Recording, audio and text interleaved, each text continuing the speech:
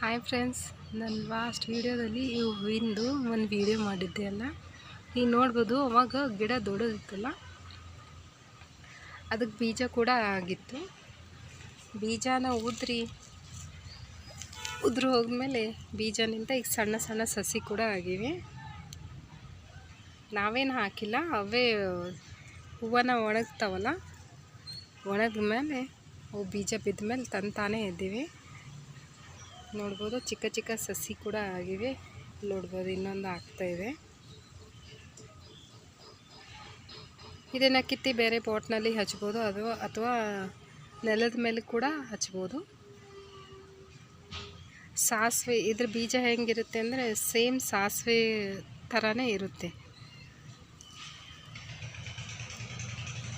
ಇಲ್ಲಿ ಹಚ್ಚಿದ್ದೀವಿ, ಎರಡನ್ನ ಹಚ್ಚಿದ್ದೀವಿ. ಇದಕ್ಕೆ ಹೂ ಬಿಟ್ಟಾಗ ನಿಮಗೆ ಮತ್ತೆ ವಿಡಿಯೋ ಮಾಡಿ ತೋರಿಸ್ತೀನಿ.